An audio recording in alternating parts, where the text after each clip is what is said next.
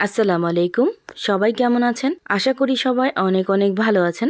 ইফতার special আজকে আমি তৈরি করে দেখাবো রুয়াবজা দিয়ে ছয়টি শরবতের রেসিপি, যেগুলো আপনারা একদম সহজভাবে তৈরি করতে পারবেন। এভাবে 6টা আইটেম শিখে রাখলে প্রতিদিন একঘেয়েমির ইফতারের শরবত তৈরি না করে এক এক দিন কিন্তু এক এক রকম শরবত তৈরি করতে পারবেন। এখন বলে দেই রুয়াবজা দিয়ে কি কি শরবত আমি তৈরি করে দেখাবো। প্রথমেই তৈরি করে দেখাবো রুয়াবজা দিয়ে কলা দিয়ে দুধের লাচ্ছি। তারপর তৈরি করে দেখাবো রুয়াবজা দিয়ে ফ্রুট পাঞ্চ। তারপর তৈরি করে দেখাবো রুয়াবজা স্পেশাল লাচ্ছি। তারপর তৈরি করে দেখাবো তোকমা দানা আর ইসুপগুলের ভুসি দিয়ে মজাদার রুয়াবজার শরবত। তারপর তৈরি করে দেখাবো লেবু দিয়ে রুয়াবজা শরবত। তারপর তৈরি করে দেখাবো দুধ দিয়ে রুয়াবজার শরবত। আশা করছি এই 6টা রুয়াবজার শরবতের রেসিপিগুলো আপনাদের কাছে খুবই ভালো লাগবে। প্রথমে আমি তৈরি করে দেখাচ্ছি রুয়াবজা দিয়ে স্পেশাল লাচ্ছি। তার জন্য হাফ কাপ ফ্রোজেন করা টক দই দিয়ে দিলাম। আপনারা চাইলে এমনিও টক দই ব্যবহার করতে পারেন। দিয়ে দিলাম 1 কাপ পরিমাণ লিকুইড দুধ আর 3 থেকে 4 চামচ পরিমাণ দিয়ে দিলাম গুঁড়ো দুধ। চা চামচের 3 চামচ পরিমাণ দিয়ে দিলাম চিনি। এখানে অবশ্যই চিনির পরিমাণটা আপনারা বুঝে অ্যাড করবেন। দিয়ে দিলাম হাফ চামচ পরিমাণ রুয়াবজা।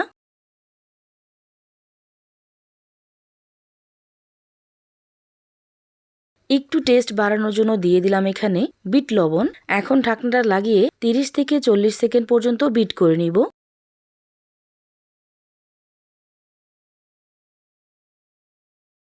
30 থেকে 40 সেকেন্ড বিট করার পর দেখতেই পাচ্ছেন একদম পারফেক্টলি কিন্তু এই লাচ্ছিটা তৈরি হয়ে গেছে।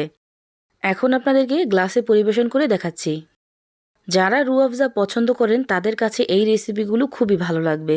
এভাবে আমি রুয়াবজা দিয়ে এই স্পেশাল লাচ্ছিটা তৈরি করলাম। এখন আমি রুয়াবজা দিয়ে কলা দিয়ে শরবত বা লাচ্ছিটা তৈরি করে দেখাচ্ছি। তার জন্য 2টা কলা এইভাবে ছোট ছোট করে কেটে দিয়ে দিলাম। দিয়ে দিলাম 1 কাপ পরিমাণ লিকুইড দুধ। আর এই দুধটা কিন্তু আগে থেকে জাল করে ঘন করে রাখা লিকুইড দুধ। দিয়ে দিলাম গুঁড়ো দুধ। হাফ চামচ পরিমাণ দিয়ে দিলাম রুয়াবজা। দিয়ে দিলাম 1 চামচ পরিমাণ চিনি।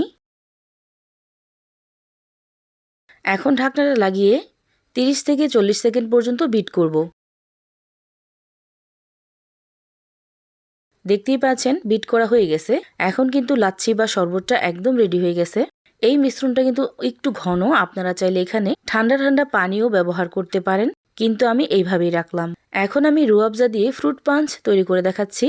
তার জন্য একটা ব্লেন্ডার জগে নিয়ে নিলাম অর্ধেকটা আপেল কুচি আর কিছুটা পরিমাণ মিক্স ফল এখানে ব্যবহার করলাম। এখন কিছুটা পরিমাণ পানি দিয়ে খুব ভালোভাবে ব্লেন্ড করব।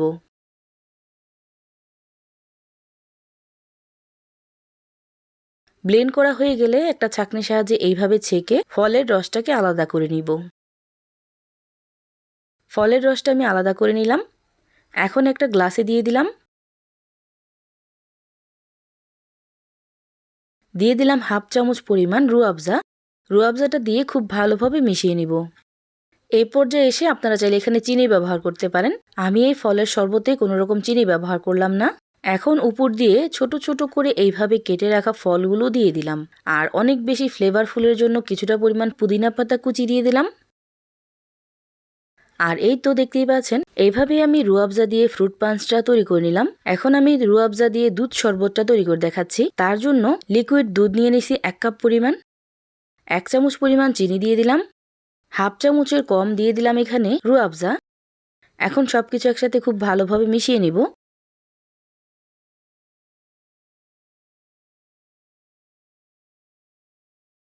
মিশিয়ে নেওয়ার পর বরফ কুচি দিয়ে পরিবেশন করতে পারবেন। এভাবে আমি রুয়াবজা দিয়ে দুধের শরবতটা তৈরি করে নিলাম। এখন আমি রুয়াবজার লেবুর শরবতটা তৈরি করে দেখাচ্ছি।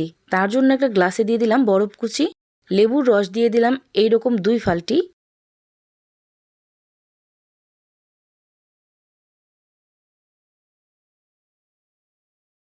দিয়ে দিলাম 1 কাপ পরিমাণ ঠান্ডা পানি। হাফ চামচের মতো দিয়ে দিলাম রুয়াবজা।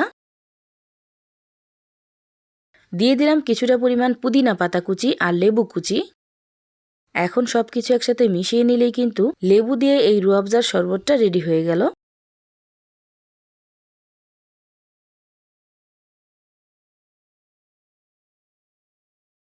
এখন আমি তৈরি করে দেখাবো রুয়াবজা দিয়ে ইসুপগুলির ভুসি আর তোকমা দানার শরবত। তার জন্য এখানে নিয়ে নিলাম 2 চামচ পরিমাণ তোকমা দানা, আর এই তোকমা দানাটাকে আমি কিছুক্ষণের জন্য ভিজিয়ে রাখছিলাম। দিয়ে দিলাম 2 চামচ পরিমাণ ইসুপগুলের ভুসি,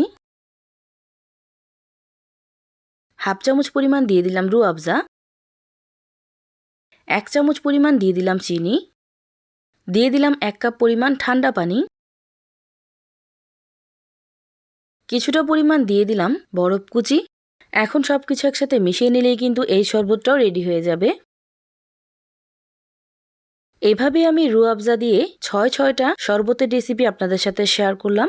আশা করছি ভিডিওগুলো আপনাদের কাছেও খুবই ভালো লাগবে। প্রতিদিন একই রকম ইফতারে শরবত তৈরি না করে এইভাবে এক এক দিন এক একটা কিন্তু তৈরি করতে পারেন, আর প্রত্যেকটা শরবত কিন্তু অনেক বেশি মজাদার। আপনারা বাসায় তৈরি করলে বুঝতে পারবেন। আশা করছি এই রেসিপিগুলো আপনাদের কাছে খুবই ভালো লাগছে, আর ভালো লাগলে লাইক, কমেন্ট, শেয়ার করতে ভুলবেন না। সবাই ভালো থাকবেন, সুস্থ থাকবেন। আল্লাহ হাফেজ।